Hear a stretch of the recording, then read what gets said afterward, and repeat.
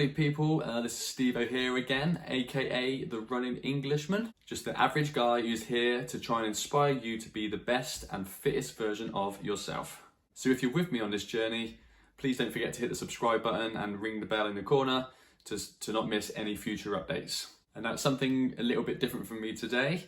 We're going to be doing a review of the Garmin wearable watch, the Vivoactive 3.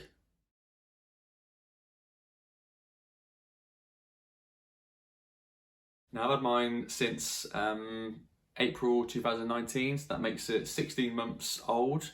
It's still running lovely. There's not a single scratch and mark on mine. I may have got lucky because I just wear it all day to work and for all my exercises and for general everyday life. So I'll say they're pretty sturdy things, and they take a bit of battering without showing much damage on it at all. So I'll say that they're a pretty robust little device.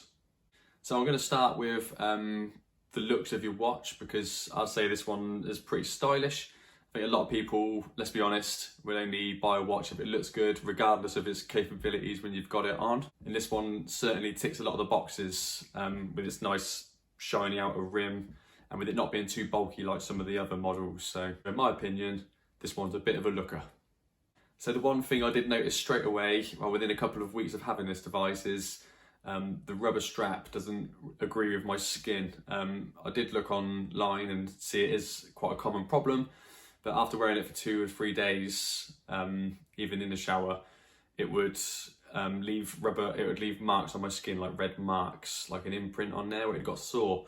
I did look, and it seems to be where the bacteria from your own sweat sort of stays between there, and it gives you an irritation on your skin. I mean, it's not painful, but it is a nuisance to have. So I just simply bought a cheap metal one to replace it with. And as I say, this wouldn't happen to everyone. It's unfortunate that it's happened on mine, but it hasn't deterred me at all, because since buying the cheaper metal one, that whole problem has been totally eradicated. So the device itself comes with a nifty switch on the side there. That's for you, so you can scan through all the options on your watch. You can obviously use the touch screen as well, which I personally use the touch screen, but that's definitely a nifty option to have. You can also flip the watch over and just change the orientation in the settings. That way you can choose which side you prefer to have your button on. And I'd like to just add that the straps do have the quick release pins on there, because man, I used to hate those old fiddly old pins, so that is definitely welcomed on this device. So let's go and have a look now to see what this device can do. And a lot of people straight away, including myself, would like to know about the battery life. So from new, the Vivoactive 3 will last for about 5 days maximum. That's if you have all the settings down and nothing too much going on there. Mine now, after 16 months, is probably lasting about 2 days. But I do have the GPS running all the time, and I have the screen quite bright. So I would say that 2 days isn't brilliant, but the good news about this is I charged it up from 0 to 100 and it took only 55 minutes. So 55 minutes for a full charge. It shouldn't really be an issue for anyone that you can literally charge it up enough whilst you're warming up to go out. The screen graphics are nice and crisp, and you have an absolute ton of new faces to choose from once you've downloaded the Connect IQ app. And it also has the Garmin Pay feature if you decide you want to put your cards onto it. So I use mine for mainly running and a bit of cycling and strength training, and I'm really happy with those 3 functions on the whole. But there is loads of exercises on there. I can't see many sports and things that aren't on it. But and you can even add manual ones. If your activity isn't on there, you can actually manually add it to that as well. So as I say, I'm mostly impressed with the ones that I personally use. All you need to do is press the side button on your device, wait for an activity to come up, scroll down the list and pick the one you want to use. And once you've picked up a GPS signal, voila, you're good to go.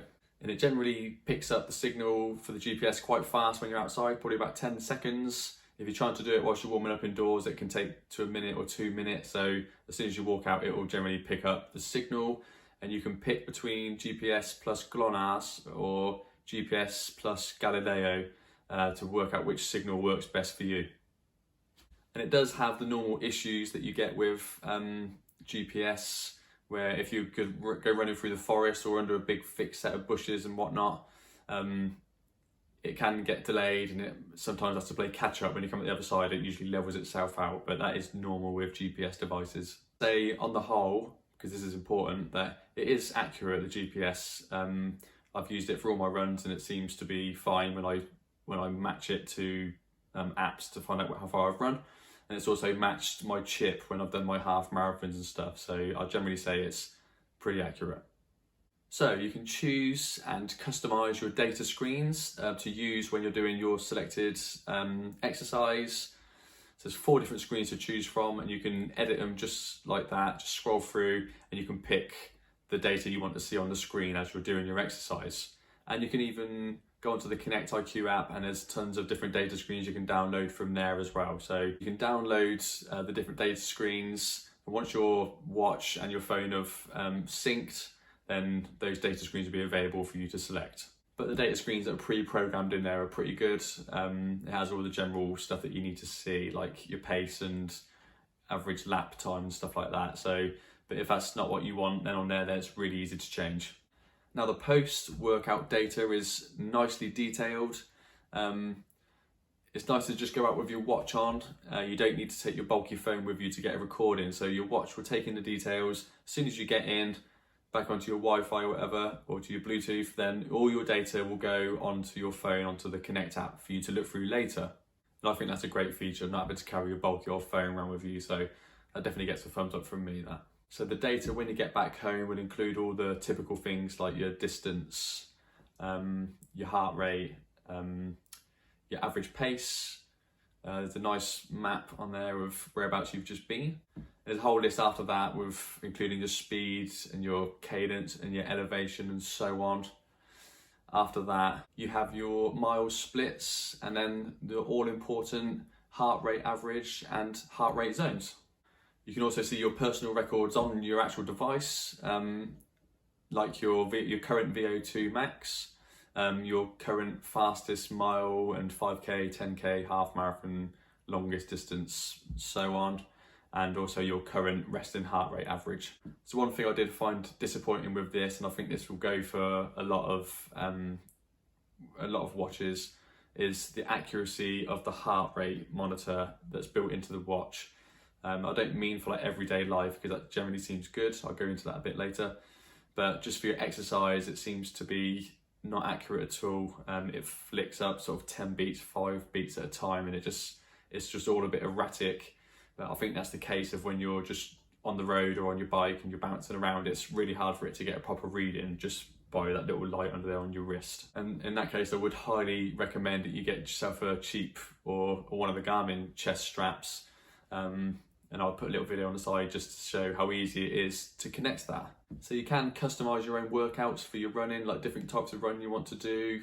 You can set it all up exactly how you want it and tailor it. You can just select that off the list when you're about to go out. You can also add your strength training routine on there. I find that really handy. And your watch will tell you what move is coming up next and things like that. But then it didn't always count the repetitions on there, so they haven't got that nailed down yet where they can count every repetition you do, but it's understandable.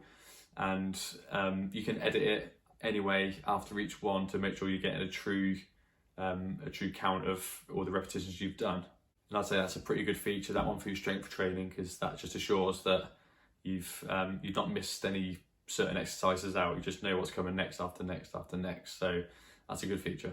So away from the exercise bits now and just onto everyday life, where you're going to be wearing your watch to work maybe and around the house, and maybe if you do the sleep tracking, you'll wear it in your bed. I'd say that with that, the heart rate reader on this is on the money actually. It's very accurate. I test it all the time against my pulse and it seems to match up with my sleep data as well. And the resting heart rate in the morning always seems 1 or 2 out or bang on. So don't get me wrong, the heart rate monitor does work, just not so well for the exercise. The sleep data that I gather up in the mornings always seems pretty accurate. It always gets it just about right when I've gone to sleep, when I've woken up, and the time that I've woken up in the middle of the night.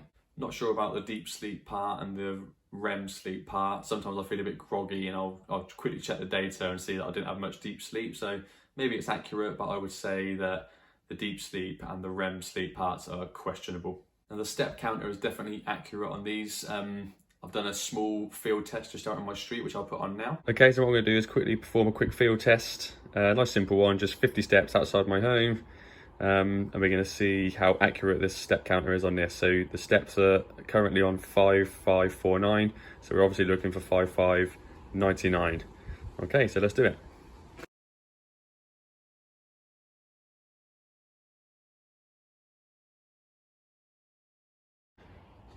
Okay, just going to wait for it to update. It does it every 30 seconds.